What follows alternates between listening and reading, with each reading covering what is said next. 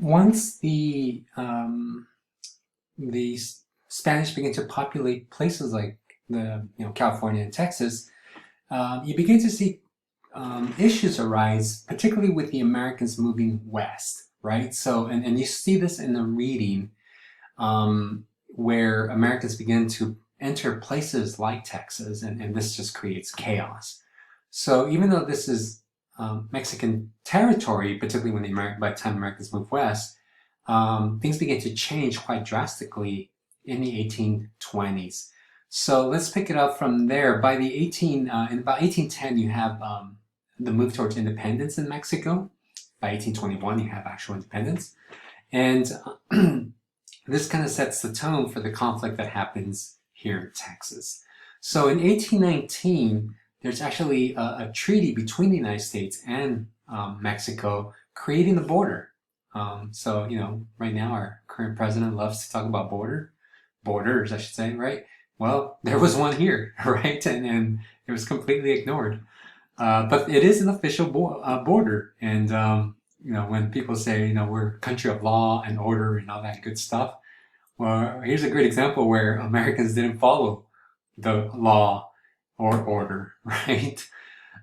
So what happens? Well, Mexico was very wary of the Americans. They knew early on that, they were going to start moving west because they're already purchasing things like the Louisiana Purchase, right? So what Mexico did was try to move people into this northern region. They did it early on in California, but really Texas became this important place. So a lot of people, unfortunately, didn't want to move there. As I talked earlier, their populations tend to be fairly small.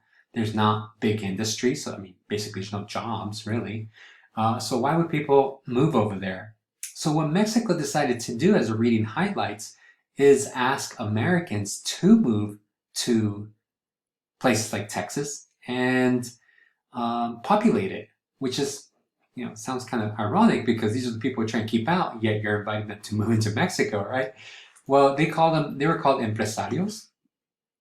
So yeah, they can move there, but there were certain conditions. So Stephen Austin, today we have the city of Austin, right? Moves a lot of families over there. But in order to move to Mexico, there's certain requirements. And the reading highlights this, but this is part of my lecture too.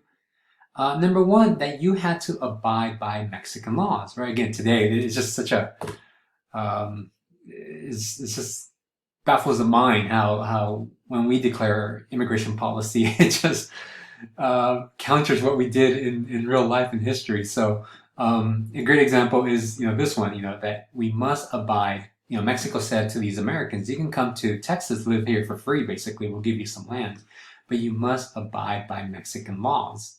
Right? Americans kind of complain about this too, yet they completely ignored it back in 1820s. And one thing that Mexico had done after the revolution is outlaw slavery. So they told these Americans, if you're going to move into Texas, you cannot bring slaves. They basically are free people if you're going to move into Mexico. Number two, you needed to learn Spanish. And just FYI, in the United States, you don't need to know English. We don't have an official language. As Americans, we can speak whatever we want. So number two was to learn in Spanish. In Mexico, they did have an official language, so they had to learn Spanish. So here you have a bunch of Americans who are moving to Texas, and these are their requirements. And there's a few more, but these are kind of the key ones. Number three was to renounce Protestantism, and they had to convert to Catholicism. Those of you that are Mexicans know that Catholicism is definitely connected not only to the state religion, but pretty much as part of our culture. Even if you're not Catholic, you still pray to La Virgen de Guadalupe, particularly when Mexico plays soccer, right? And Americans, they say, yeah, we'll move over here and we'll do these things, but they ended up not doing it. Number one, it's like, how are you going to give up your property, right? Americans saw slaves as property, and it was something that they were not willing to give up, right? They felt like it was rightfully theirs, and they were going to keep them. Number two, why learn Spanish, right? Particularly over here, how is anybody going to police that? And they got to the point, particularly the northern border over here, where the majority of the people that lived in this area were Americans. So quite quickly, English became a much more dominant language in these regions than Spanish. And number three, many of them held strong to their faith because they, found that, they saw Catholicism as what they would call a heathen religion, full of superstition and saints and all that. So many of these Americans didn't respect Catholicism, and there's no way in hell they were going to convert to Protestantism. So many of them didn't. So Mexico, what they ended up doing is actually closing the border because, they were quickly being outnumbered. Up in northern Texas, by 1830, 25%, what is this about? Almost 75% of the population, if not more, maybe 80% of the population was Anglo-American, right? More white, whereas Mexicans represented only 4,000 people. So quite quickly, the Mexican population were outnumbered, and Mexico was getting concerned because there were more Americans living in Mexico that were not following these rules. Remember, they set this up so they would protect Mexico, and this kind of backfired on them. So by 1832, basically what Mexico did was outlaw illegal immigration, right? Yeah, they should have built a wall and keep those Americans out, right? Back in the 1830s, there's no walls back then. But again, this is a funny thing that they told the Americans, no, you can't come in anymore. Did Americans listen? Of course they didn't, right? Taking other people's land is as American as apple pie. So they came over and they took people's land away. So this led to the U.S.-Mexico War. And I have a few questions regarding that because I think it's a very important event for you to examine, so which kind of highlights the reading. But what happens after the war? So, again, there's this kind of encroachment of American people moving into Mexican territory creates chaos. By 1836, you have Texas becoming a basically independent place, and Mexico begins to lose.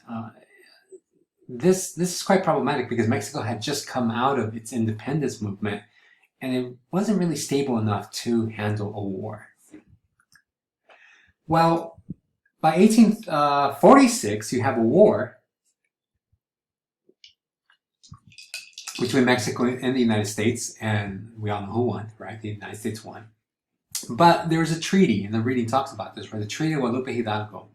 And in this treaty, they created certain rules because even though the United States won, they just didn't get rid of the people, though some of them wanted to. Calhoun, one of the senators, actually wanted to take all of Mexico, and part of the reason that they stopped was because they said, well, if we take all of Mexico, we got to take in all the people too, right? And they don't, and because again, America's so black-white kind of racial system versus Mexico, which is much more mixed. And, a lot of Americans felt like, what are we going to do with all these people? Do we make them citizens or do we make them slaves? They're up for grabs. So they ended up taking the least populated areas in order to avoid a lot of conflicts. So the Treaty of Guadalupe Hidalgo had this one of these articles, which basically states, I won't read it to you, but let's take a quick look. The treaty, this particular article basically states that all the rights that are granted to American people will also be granted to these new conquered people, these Mexicanos, right? And now this is important because African Americans come to the United States as these others, right? They're subordinated. They're some of them don't have the same legal status as regular Americans, as white Americans, I should say. So for Mexicans, they came into the United States as U.S. citizens, protected under the Constitution. They were not 3/5 of a person, right? They were supposed to enjoy all the rights that any white citizen also had at this time. That's what Article 9 dictated. Well, this is great in theory, but the reality was quite different. We began to see massive migration to California It is noted that 1 week before the treaty was actually signed, gold was discovered in California, and this caused a major what do you call it, population migration to the West Coast. And people from different parts of the United States, but also from different parts of the world, were coming to the United States, particularly places from Peru and Chile. So this creates this conflict, right, with Americans, even though they own this territory now. Now there's a conflict between them and new groups that are coming in, fighting for some of the same resources. And this kind of created conflicts with the people that were already there. There's a great example where this woman, Juanita, and people don't know too much about her. Some people have claimed, particularly the American examples, sources have indicated she was a prostitute. Other sources say that she wasn't. She was just, some woman who lived in these kind of mining towns. Anyway, she was attacked by a Anglo-American, and she actually fought this person back. And unfortunately, she had to kill this person. An Anglo-American that was trying to break into her cabin and trying to attack her, basically rape her. Right. This was down in Downville, California. So she pleaded for self-defense, but it didn't really matter because now she was in the minority. So there's this kind of vigilante law where the community just kind of gets together and basically find her guilty before going through proper court. Eventually, she is found guilty and she's actually hung for the murder of an Anglo-American. So you can begin to see how Latinos, and here particularly Mexicanos, begin to become strangers in their own land. Remember, they were here first, and now they're the ones who are being pushed aside.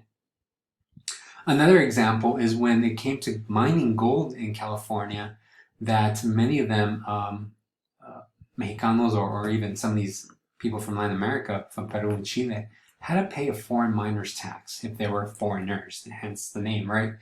And this, I believe, costs about $20 a month to mine in California. Now, note that many of the people that came from the West were migrating from different parts of Europe, so from Germany or Sweden or wherever it might have been, and they migrated to California. Well, they would have been foreigners too, yet they did not have to pay that foreign miners tax. And this kind of shows that kind of system of racism, even though both groups are immigrants, but just one happens to be from Europe, whereas the other one happens to be Latino. This tax is really only imposed upon people of color. Now, Mexicanos didn't sit there and just take it. Many of them did fight back. One of them is Joaquin Murrieta. Joaquin Murrieta, he becomes kind of like a mythical figure in California. People say that the story of Zorro is based off his life. And what happens to Murrieta is that Anglo-Americans take over his mining claim, and they rape his wife and kill his, I think his son and his brother. And he kind of finds out as to, who did this when Murrieta returns home. And he goes up and down the state trying to seek revenge. And for many Mexicanos, they see him as a social bandit, as somebody who's trying to right a wrong that was done, not only to him personally, but also to other Mexicanos where they suffered some of the same things, where they were wrong by the Anglo-American system. And they support him. I lived in Central California, in a small town called Paso Robles. There's another small town called Creston, I think Creston City. And there's stories about Joaquin Murrieta being there. So he takes this kind of larger than life character. Eventually he's hunted down by some sheriffs, and they actually kill him. But for many Mexicanos, they see him almost not quite an activist, but very much so a social bandit who's trying to right a wrong. And later in the Chicano movement, he becomes a very important figure who, again, fought for justice because of what was done to him. Another person was Tiburcio Vasquez. He was accused of stealing horses and killing of he was accused of killing Anglo lawmen, and he was caught, put in prison. He actually spent time in San Quentin, and he was hung on March 19th, 1875. But again, he did this out of self-defense, yet everything was set up for him to fail, so he ended up dying. Right. And as I mentioned earlier, that a lot of these Mexicanos kind of owned a lot of territory, right? They owned a lot of acres. A league is a couple hundred acres, I think, maybe even a couple thousand acres. And so slowly but surely they begin to lose this territory, and they begin to be pushed into small communities, into barrios and colonias. So what happens here is very kind of unfortunate because even though they once controlled the majority part of California, Americans begin to favor other Americans, and particularly white Americans, and their land begins to be lost. The people, the Mexicanos who used to own this land, begins to get lost. What happens is that people like Pio Pico, I think that guy loses everything. He had all this land, and towards the end of his life, all he has is that hotel in downtown Los Angeles. So when it comes to land, now, they say buy land because God didn't make it any more of it, right? So you might as well buy some land. Well, when it comes to land in California during this, Treaty of Guadalupe Hidalgo, originally the Article 10 was set up for the people who were conquered, the Mexicanos who were conquered. Everything was set up for them to keep their land. And that's what Article 10 dictates, right? All grants of land made by the Mexican government shall be respected as valid. So basically, the United States beat Mexico during the war. People stayed. And they are now, not only are they U.S. citizens with full constitutional rights, but they also get the right to keep all their territory. The reality is quite different. A couple months later, the American government goes back and makes changes to that treaty. And one of these changes comes in the Protocol Querétaro, which basically says, well, we're going to review Article 10 and change it. So instead of you just keeping your land, you can now claim your land. However, you need to show us that it is your territory, right? So you need to bring it up to a tribunal and prove to us that it is your land. So you can see how things are going to get very tricky. So whereas the first treaty said it's yours, no questions asked, the second, the change to that treaty now says, no, wait a minute, we're going to question that land possession. And, there's reasons why they're doing this. They're doing this because they don't want them to keep so much land. The American government actually has certain land in places like California, and they invite people from, say, the East Coast to come and buy land in California. Now, this land that they own in California is some of the most horrible land where you can't really grow food. There's really no water. I think I read that they own land in the Mojave Desert. I think they just stated it in Mojave. And so, if you're living in New York, you have no idea where Mojave's at. You just show up and, you bought yourself some dirt, right? Some sand, basically. It's like living here in Phoenix sometimes, you can't really grow too much because sometimes there's no water. If it wasn't for the Colorado River, I think we'll die of thirst over here. And that's what these people were kind of scammed to buy. Once they show up, we're not gonna live in the desert. Let's take somebody else's land. And that's what ends up happening in places like Los Angeles. So let's see. And I'll try to go through this kind of quick here.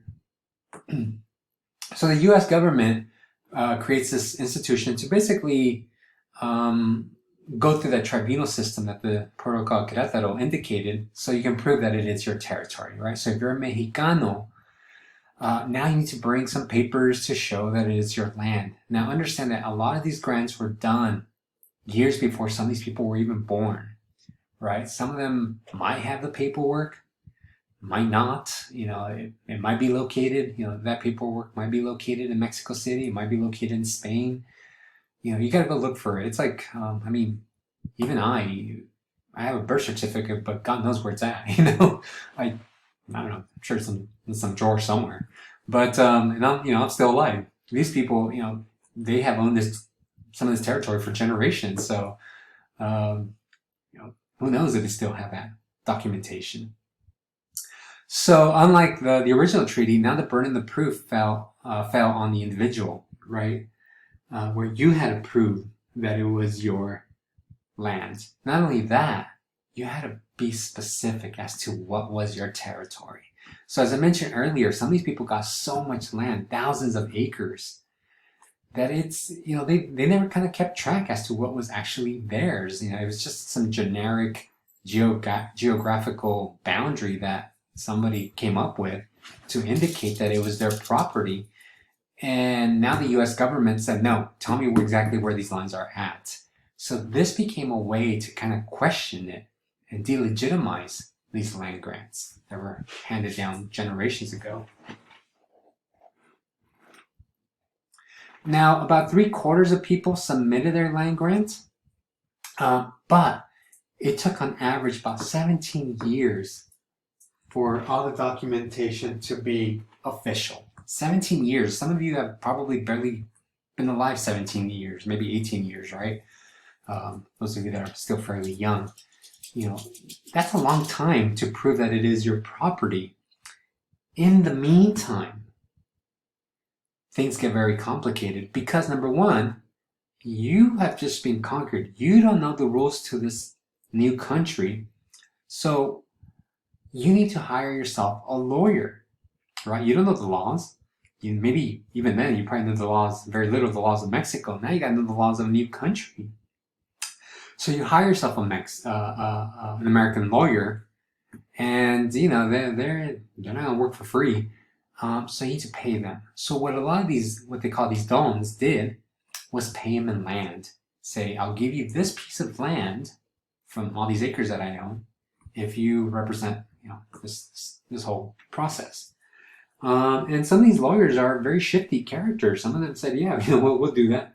And there's so much fraud going on at this time. So a lot of lawyers kind of just swindled a lot of these people of their territory.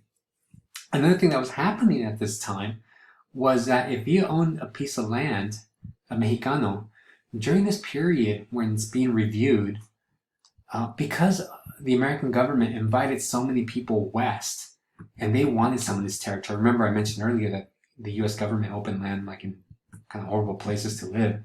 Well, some of these people decided to move to other places, to places like Los Angeles, which was, had people, was civilized, and they decided to take over some of the land that was there because, these are large parcels of territory that these dons own. So they just squatted, and you have to understand that squatting, stealing other people's land, is an American pastime. Right. Today, squatters still have rights. I remember during the 2008 recession, people used to squat in mansions, and through some kind of process, they were able to keep some of these territories. I think if you squat there long enough, eventually you can buy the land for really cheaper house. For some people it works, sometimes it doesn't. Anyways, back then it's almost no different. They would squat, take a small section of land.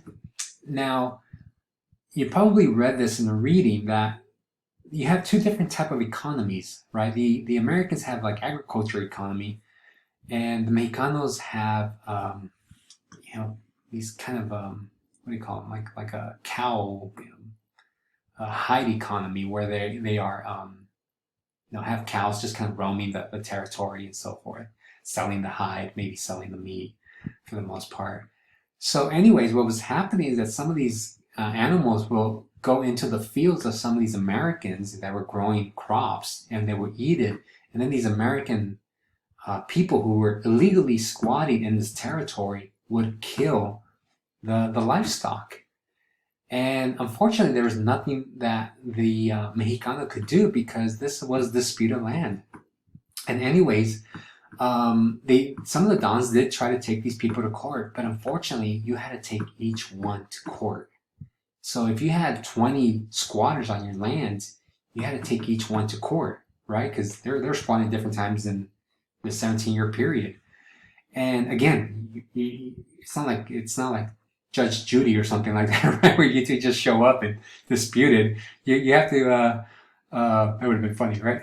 But no, you need to hire yourself a lawyer, and you have to pay them to take this person to court, and then somebody else squats, and then you got to pay them to take that person to court, and somebody else squats, and it goes on and on forever. So even if you won, you would still lose, right? So everything was set up for you to lose your territory. As I said, Pio Pico lost a lot during this time. He's a great example of this. There's a great book called The Squatter and the Don, of this woman who was alive during this period. Her father went through this, so she wrote a novel that talks about this experience. And it's interesting because they lose a lot of land, but essentially what the father does is give the land to her daughter, and she basically marries the daughter off to a white guy, to an American, feeling that this would help him keep whatever land he had left, which is quite surprising because normally, because of patriarchy, we always give land to the male heirs, not to the females. But this was one kind of roundabout way, marry your daughter off to somebody who's connected, who's white, and maybe you can keep some of your territory. And it actually worked. They kept some of it, not all of it, but they kept some of it. So yeah, in case you're interested and you like reading novels, Squatter and the Don is a good example of what many of these Mexican people went through during this period.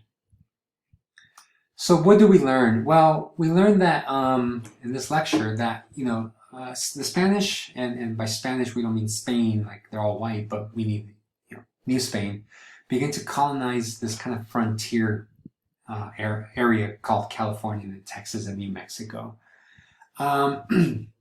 But then slowly but surely, Americans begin to encroach in that territory. If you ever go to like New Mexico, they still call themselves Hispanos. I think I talked about that, right, at the first lecture, that they in New Mexico, they still use that word Hispano because they still have this kind of connection during this period of colonization in New Mexico. I just read recently that, where the whole statue is going down, they took down some statue of a conquistador in New Mexico, and some of the New Mexicans were not happy about it.